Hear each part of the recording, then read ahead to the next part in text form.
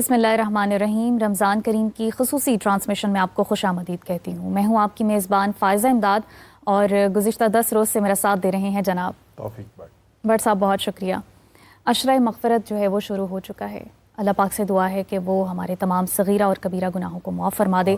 ہمارے جو آباء و اجداد جو کلمہ گو تھے اس دنیا سے رخصت ہو گئے ہیں، اللہ تعالیٰ ان کی بھی بخشش و مغفرت فرمائے، اور جو آنے والی آئندہ نسلیں ہیں اللہ پاک ان کو ہدایت کے نور سے سرفراز فرمائے۔ ناظرین اکرام، آج ہم ایک ایسے سوال پر گفتگو کرنے جا رہے ہیں جو کہ صدیوں سے زیر بحث ہے۔ وہ یہ کہ کیا قرآن اور سائنس ایک دوسرے کے مخالف ہیں یا پھر ایک دوسرے کی تکمیل کرتے ہیں؟ اسلام چونکہ ایمان بالغیب کی بات کرتا ہے، جبکہ سائنس جو ہے وہ سائنٹیفک میتھڈز یعنی آبزرویشن، ایکسپیریمنٹیشن، انالیسز اور پھر کنکلوژن کی بات کرتی ہے، اور ان 4 سٹیپس کی بدولت جو ہے وہ سچائی تک پہنچنے کی کوشش کرتی ہے۔ تو ہم یہ دیکھیں گے کہ کیا یہ جو سائنس کی ترقی ہے، یہ جو ٹیکنالوجی ہے، یہ ہمیں روشنی کی طرف لے کر جا رہی ہے، ہمیں خالق حقیقی سے ملوا رہی ہے یا دور کر رہی ہے؟ تو آج کے جو ہمارے مہمان اسکالرز ہوں گے وہ اس پر گفتگو کریں گے، اور ہم یہ بھی جانیں گے کہ کیا قرآن جو ہے وہ ایک سائنٹیفک مینول کے طور پر یوز کیا جا سکتا ہے۔ تو بٹ صاحب، میں چاہوں گی کہ آپ ہمارے مہمانوں کا تعارف کریں۔ بڑا ایک خوبصورت اور بڑا ایک دلچسپ اور بہت ہی ایک گہرائی والا موضوع ہے جس کا آج ہم نے انتخاب کیا، اور اپنے مہمانوں سے گفتگو کریں گے اور ان کی رائے جانیں گے۔ ہمارے ساتھ موجود ہیں حنظلہ عماد صاحب، جو ہے ایمان اور علم، تو ان کو ایک ہی ترازو میں تولنا کس حد تک مناسب ہے؟ کیا سائنس جو ہے وہ اللہ تعالیٰ کے رازوں کو جان سکتی ہے؟ کیا سائنس اللہ کے رازوں کو جان سکتی ہے؟ یہ واقعی بڑی اہم بات۔ بسم اللہ الرحمن الرحیم۔ سب سے پہلے شکریہ۔ قرآن مجید کو اگر ہم دیکھیں تو اس میں ایسے حقائق موجود ہیں جنہیں آج سائنس نے 1400 سال گزر گئے یا 1300 سال گزر گئے، اس کے بعد ان کو ڈسکور کیا۔ جی، ان میں ایک سب سے بڑی اگزامپل ہم سب جانتے ہیں بگ بینگ تھیوری، کہ ہم سب جانتے ہیں کہ سائنس کہتی ہے کہ ایک سنگولیرٹی تھی اور اس سنگولیرٹی سے سٹارٹ ہوا سب کچھ، there was a big bang. تو اللہ تعالیٰ نے اس کو قرآن مجید میں بیان کیا کہ ہم نے اس کو ففتقناہما، کہ ہم نے اس کو الگ الگ کر دیا۔ اچھا، سائنس کے ایسے بہت سارے حقائق ہیں۔ مثلا میں آپ کو ڈاکٹر موریس بقائے ہیں، ایک مشہور ایمبریولوجسٹ ہیں، وہ ایمبریولوجی کے ماہر تھے، اور جب انہوں نے قرآن مجید کی جو آیات ہیں جس میں انسان کی تخلیق کا ذکر ہے کہ کس طرح اللہ تعالیٰ نے بتایا کہ ہم نے اس کو نطفے سے، پھر اس کا لوتھڑا بنایا، پھر اس کے بعد اس کی ہڈیوں پہ ہم نے گوشت چڑھایا، پانی سے بھی تخلیق، پانی سے وہ، تو پھر جب اللہ تعالیٰ اس کو بیان کر رہے ہیں نا وہ مراحل، تو وہ مراحل جب وہ ڈاکٹر موریس بقائے نے پڑھے تو اس نے کہا کہ ایک ایسا شخص جو 1400 سال پہلے جو الٹرا ساؤنڈ جیسی ٹیکنالوجی ایگزسٹ نہیں کرتی تھی، وہ ان ساری چیزوں کو کیسے جانتا تھا؟ اس سوال کو لے کر وہ عربی سیکھنے لگے۔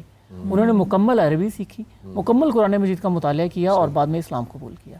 انہوں نے کہا کہ یہ ایمبریولوجی کے وہ حقائق ہیں جن تک آج سائنس پہنچ رہی ہے، تو یہ سائنس میں مینشن ہے۔ اسی طرح اور بہت سے حقائق ہیں۔ آپ نے بات کی علم اور مشاہدے کی اور ایمان کی۔ ابراہیم علیہ السلام کی ثناء اللہ صاحب نے بات کی، انہوں نے اللہ تعالیٰ نے کہا کہ کیا تو ایمان نہیں رکھتا؟ انہوں نے کہا اللہ جی مجھے دکھائیں کہ تم مردہ کو زندہ کیسے کرو گے۔ دیکھیں نا، ہم آج سمجھتے ہیں کفار مکہ نے بھی نبی کریم صلی اللہ علیہ وسلم سے سوال کیا کہ یہ بھری ہڈیاں وہ لے کر آگے کہ یہ کیسے زندہ ہوں گی، ہاؤ از اٹ پاسبل کہ یہ ان میں سے ایک انسان اٹھ کھڑا ہوگا؟ تو اللہ تعالیٰ نے کہا ہم نے جیسے ان کو پہلی دفعہ بنایا ویسے ہی دوسری دفعہ بنائیں گے۔ ابراہیم علیہ السلام نے بھی اللہ سے سوال کیا تھا، انہوں نے اللہ تعالیٰ نے پوچھا کہ کیا تو ایمان نہیں رکھتا؟ انہوں نے فرمایا نہیں، وَلَٰكِن لِيَطْمَئِنَّ قَلْبِي، مجھے اپنے دل کے اطمینان کے لیے چاہیے۔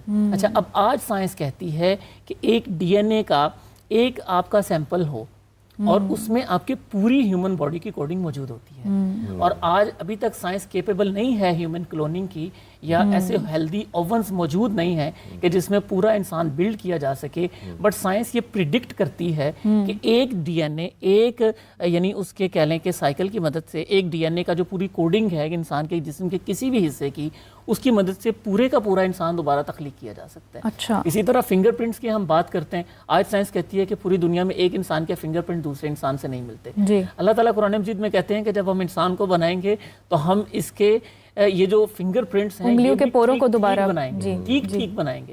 صرف یہ نہیں کہا کہ بنائیں گے، بلکہ وہ ایگزیکٹ فنگر پرنٹس ہوں گے۔ آج ہمارے فون فنگر پرنٹ سے انلاک ہوتے ہیں، ہم دیکھتے ہیں، تو وہ یعنی فنگر پرنٹ کسی دوسرے کا نہیں لگتا نا، اس کا مطلب ہے ہر کسی کا یونیک ہے۔ تو اللہ تعالیٰ نے قرآن مجید میں ایسے بے شمار حقائق ہیں، لیکن علم پہلے یا مشاہدہ یا ایمان، اب اس میں یہ ہے کہ ایمان بالغیب ہے، لیکن اسلام کا یہ اعجاز ہے کہ وہ آپ سے یہ نہیں کہتا کہ بلائنڈلی میری بات مانو، وہ کہتا ہے میری بات کو سمجھو اور مانو۔ اب دیکھیں نا، آج سائنس اس بات پر متفق ہے کہ الیکٹرو میگنیٹک فورسز، جی، اس کا ریشو اگر 0.1% زیادہ ہو تو ساری کی ساری کائنات بکھر جائے، بالکل، اور اگر 0.1% کم ہو تو ساری کائنات کولیپس ہو کے ایک بال بن جائے، زندگی ایگزسٹ ہی نہ کرے۔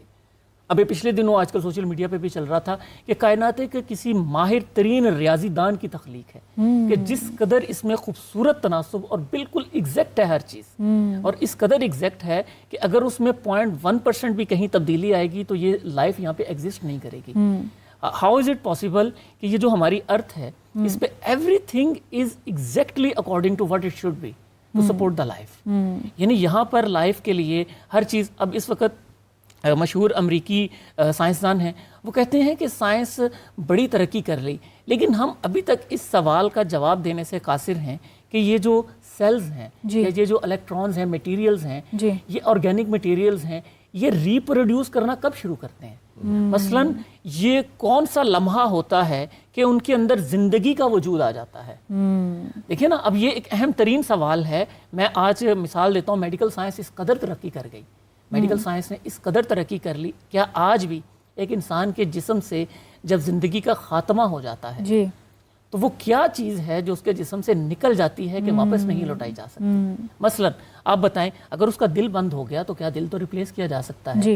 اگر اس کو کوئی معاملہ کسی دماغ کو ہو گیا وہ ریپلیس، آج سائنس اس قابل ہو گئی ہے، لیکن وہ کون سی چیز ہے کہ جو دوبارہ انسرٹ نہیں ہو سکتی کہ انسان کو ریسٹارٹ کیا جا سکے؟ یہ جو اختیار ہے، اسی سے میں بات کو آگے بڑھاؤں گی۔ ضلع صاحب، میں آپ سے جاننا چاہوں گی، 19th سینچری میں جو ہے وہ مادہ پرستانہ فلسفے کا جو ہے وہ آغاز ہوا، تو سائنس اور مذہب جو ہے ان میں دوری آ گئی، تو کیا یہ جو ڈارون کی تھیوری ہے یہ درار ڈالتی ہے مذہب اور سائنس میں؟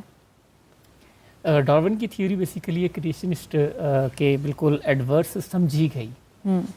میں اس کو یوں کہوں گا کہ جب چارلس ڈارون نے یہ تھیوری پیش کی تو میں اپنے ناظرین کو بھی یہ بات کے بتانا چاہوں گا کہ وہ انہوں نے پہلے ایک چرچ میں پیش کی تھی، اچھا، اور وہ خود ایک عیسائی تھے اور خدا کو ماننے والے تھے۔ اچھا، اور چارلس ڈارون کی تھیوری کا ہرگز یہ مقصد نہیں تھا کہ اس کا یہ سمجھا جائے کہ کوئی خدا موجود نہیں ہے۔ انہوں نے اس کی ایک اپنے تئیں ایک اس کا فہم پیش کیا کہ کس طرح اسپیشیز ایوالو ہوتی ہیں۔ اب یہ ایک سائنسی دنیا کی بحث ہے کہ جس میں کریشنسٹ اور ایوولوشنسٹ یہ دونوں آپس میں اپنے اپنے دلائل دیتے ہیں، یہاں تک کہ سائنسی دنیا میں بھی ایوولوشن کی تھیوری کے بہت سارے کرٹک موجود ہیں کہ جو اس کو سائنسی بنیادوں پہ رد کرتے ہیں۔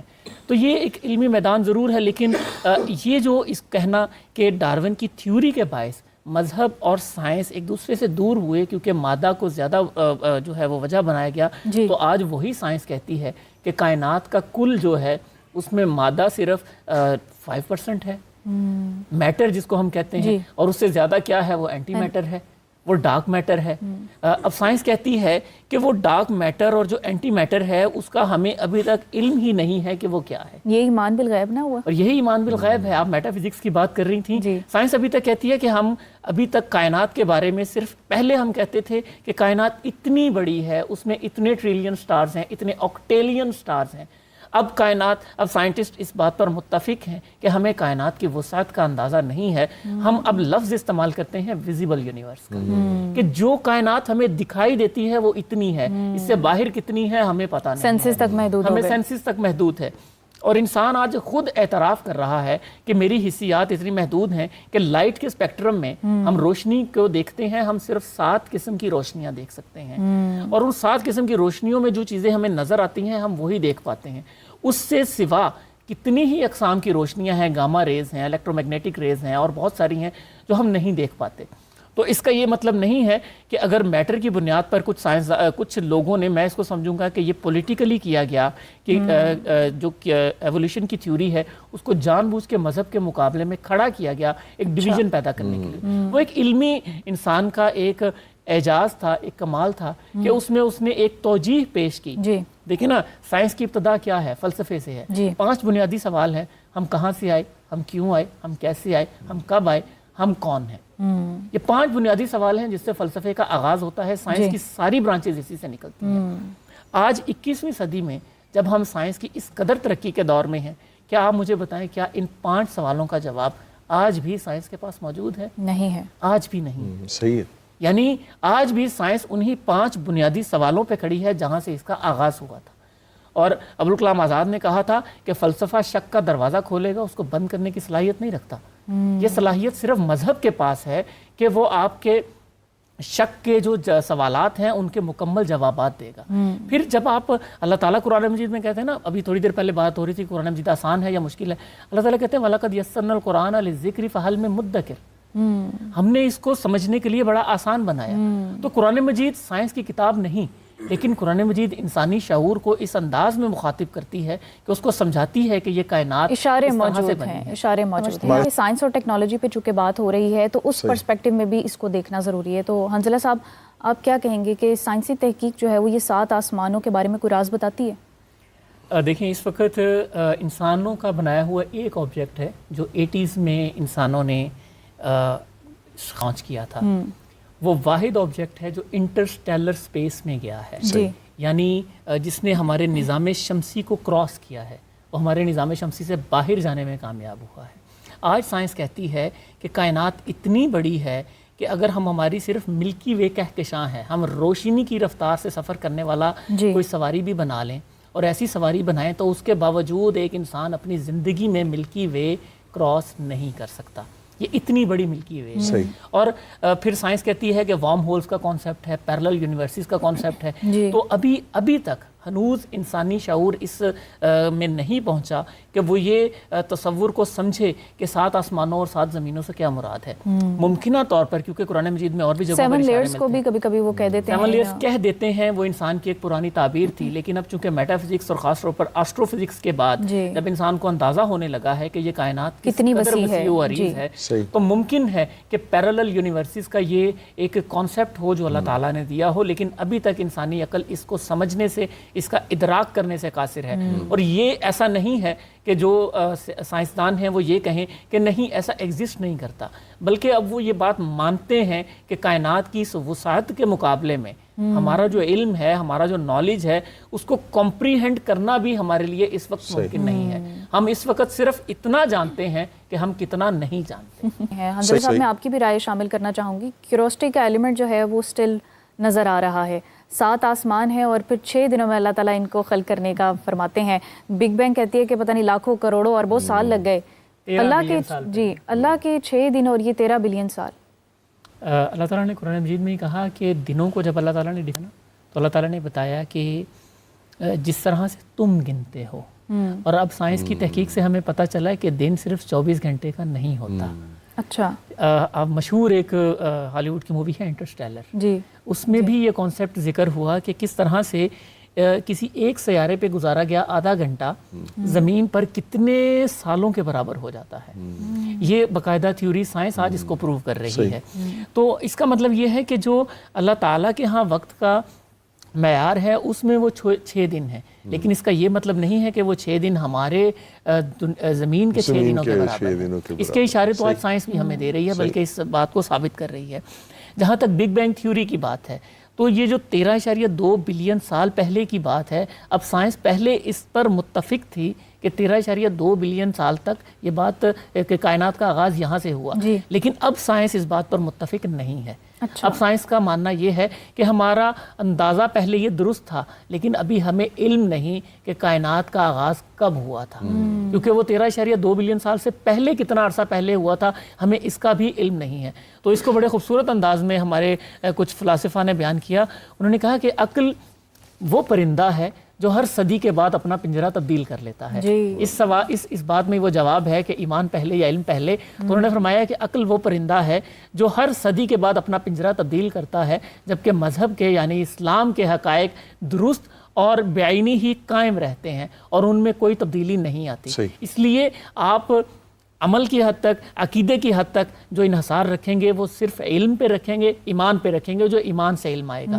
لیکن جو مشاہداتی علم ہے اس کو آپ اس قدر استعمال کر سکتے ہیں. قرآن مجید میں اس کے لیے لفظ ظن استعمال ہوا ہے، یعنی گمان ہے. یہ نیئر ٹو یقین ہو سکتا ہے لیکن یقین نہیں ہو سکتا. تو اس لیے ایمان پہلے، علم بعد میں. لیکن وہ ایمان بھی تب آئے گا جب آپ علم کے ذریعے وہ ایمان حاصل کریں گے.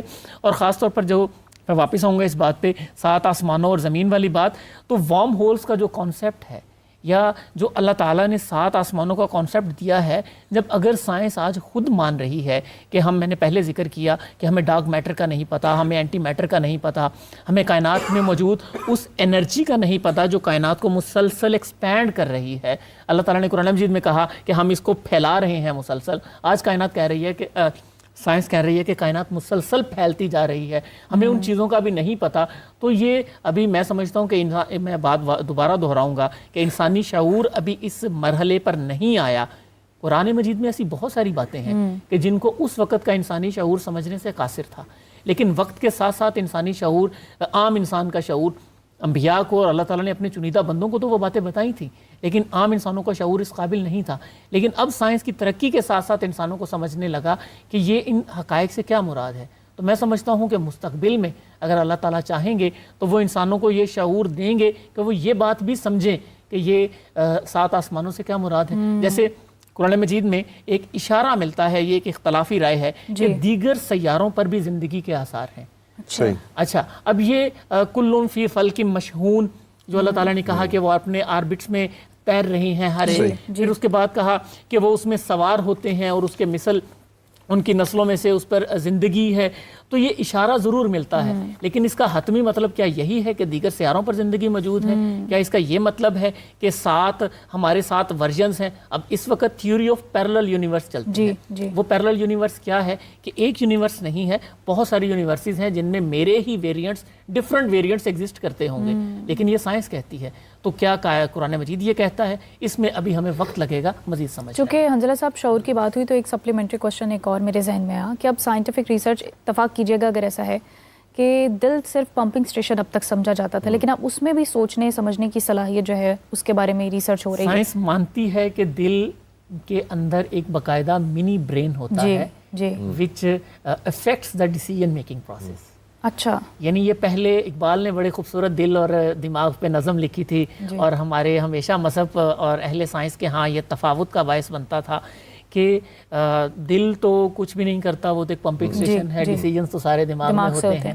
لیکن اب سائنس کہتی ہے نہیں، دماغ is all about analysis and calculations, لیکن جو ڈیسیجن میکنگ پروسیس ہے اس میں دل حصہ لیتا ہے. پھر ایسا بھی ہوگا کہ دماغ میں بھی ایک دل ہونا چاہیے جو ہے وہ ایک سائنٹیفک مینول کے طور پر استعمال کیا جا سکتا ہے اور کیا جائے گا بھی. آپ کیا کہیں گے حنظلہ صاحب؟ میں بات کا اختتام اس پہ کروں گا کہ ہم ابراہیم علیہ السلام کے امتی بھی ہیں ایک حساب سے. نبی کریم صلی اللہ علیہ وسلم بھی انہی کی اولاد سے تھے، اور آپ نے انہیں اپنا بڑا بھی کہا اور ان کے بڑے بھی تھے.